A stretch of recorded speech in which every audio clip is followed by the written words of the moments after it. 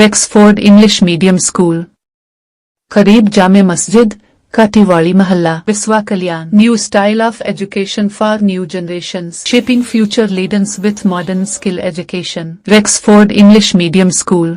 आज की breaking news.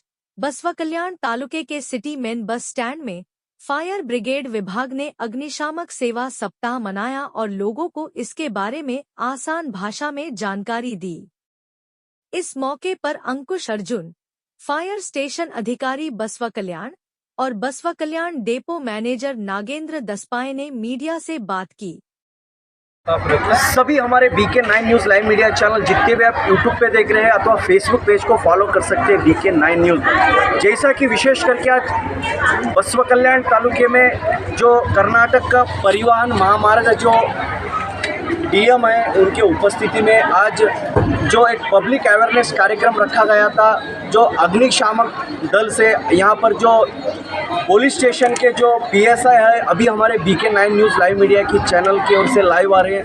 अगर कहाँ पर भी जो खेड़े गांव में विलेजेस में होंगे और तालुका में होंगे कहाँ पर भी आग लगता है, अगर पब्लिक को अवेयरनेस कार्यक्रम आज यहाँ पर बसवा कल्याण के बस स्थानक में संपन्न हुआ. अभी हमारे BK9 न्यूज़ की ओर से PSI जी लाइव आ रहे हैं. तो हम चैनल में स्वागत ಮಾಡ್ते हैं. जो आप कह बिड्रे पब्लिक को अवेयरनेस कार्यक्रम के लिए आप क्या कहना चाहेंगे? ಏನು ಹೇಳ್ಬೋದು ಸರ್? ಎಲ್ಲರಿಗೆ ನಮಸ್ಕಾರ. ನನ್ನ ಹೆಸರು ಅಂಕುಶ್ ಅರ್ಜುನ್, ಅಗ್ನಿಶಾಮಕ ಠಾಣಾಧಿಕಾರಿ. ನಾವು ಇಂದು ಅಗ್ನಿಶಾಮಕ ಸೇವಾ ಸಪ್ತಾಹ ಆಚರಣೆ ಪ್ರಯುಕ್ತ ನಾವು ಇಲ್ಲಿ ಎಲ್ಲ ಜನರಿಗೆ ತಿಳಿಸಿದ್ದೇನೆ ಅಂತಂದರೆ, ಒಂದು ಸಣ್ಣ ಪ್ರಮಾಣದ ಬೆಂಕಿಯಾದ ಸಂದರ್ಭದಲ್ಲಿ ಮತ್ತು ಒಂದು ದೊಡ್ಡ ಪ್ರಮಾಣದ ಬೆಂಕಿಯಾದ ಸಂದರ್ಭದಲ್ಲಿ ಮತ್ತು LPG ಬೆಂಕಿಯಾದ ಸಂದರ್ಭದಲ್ಲಿ ಕೂಡ ನಾವು ಸಾರ್ವಜನಿಕರು ಏನು ಮಾಡಬೇಕೆಂಬುದನ್ನು ನಾವು ಫೈರ್ ಅವೇರ್ನೆಸ್ ಕೊಡ್ತಾ ಬಂದಿದ್ದೀವಿ. ಇಲ್ಲಿನ ತನಕ ನಾವು ಪ್ರತಿ ವರ್ಷ ಆಚರಣೆ ಮಾಡುವಂತಹ ಅಗ್ನಿಶಾಮಕ ಸೇವಾ ಸಪ್ತಾಹವನ್ನು ಆಚರಣೆ ಮಾಡ್ತೀವಿ. ಅದರ ಉದ್ದೇಶ ಏನಂತಂದರೆ, ಮುಂಬೈನಲ್ಲಿ 1944ರಲ್ಲಿ 14 ಡೇಟ್ ಏಪ್ರಿಲ್ನಲ್ಲಿ ಏನಾಗಿದೆ ಅಂತಂದರೆ, ಆಕಸ್ಮಿಕವಾಗಿ ಒಂದು ಹಡಗಿಗೆ ಬೆಂಕಿಯಾಗಿ ಒಂದು ದೊಡ್ಡ ಪ್ರಮಾಣದ ದುರಂತ ಆಗಿ ಅಲ್ಲಿ ಸಾಕಷ್ಟು ಜನರು ಮೃತಪಟ್ಟಿದ್ದಾರೆ ಮತ್ತು ಸಾಕಷ್ಟು ಜನರಿಗೆ ಗಾಯಗೊಂಡಿರುತ್ತಾರೆ.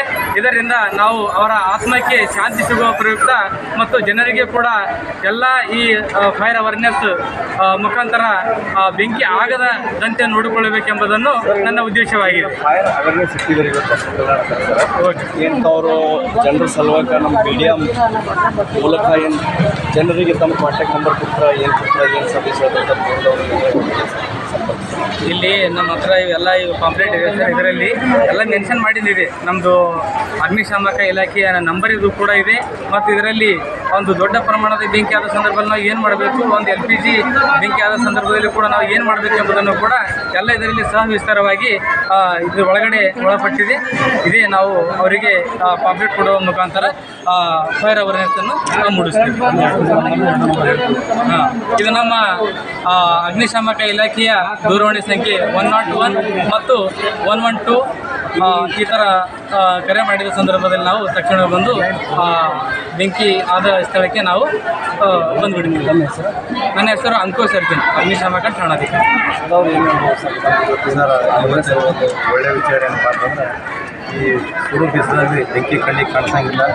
ಬೆಂಕಿ ಬಗ್ಗೆದಾಗ ಯಾವಾಗ ಜಾಸ್ತಿ ಸ್ಪ್ರೆಡ್ ಆಗ್ತದೆ, ಇದನ್ನು ಯಾವ ರೀತಿ ಕಂಟ್ರೋಲ್ ಮಾಡಬೇಕು, ಯಾವಾಗ ಅದನ್ನು ನಂದಿಸಬೇಕು ಅಥವಾ ಇದನ್ನು ಸಹಾಯ ಪಡ್ಕೋಬೇಕಾದ್ರೆ ಏನು ಅನ್ನೋದ್ರ ಬಗ್ಗೆದಾಗ ಇಲ್ಲಿವರೆಗೆ ಅಂಕುಶ್ ಅವರು ಭಾಳ ಒಳ್ಳೆ ರೀತಿಯಿಂದ ಹೇಳಿದ್ದಾರೆ.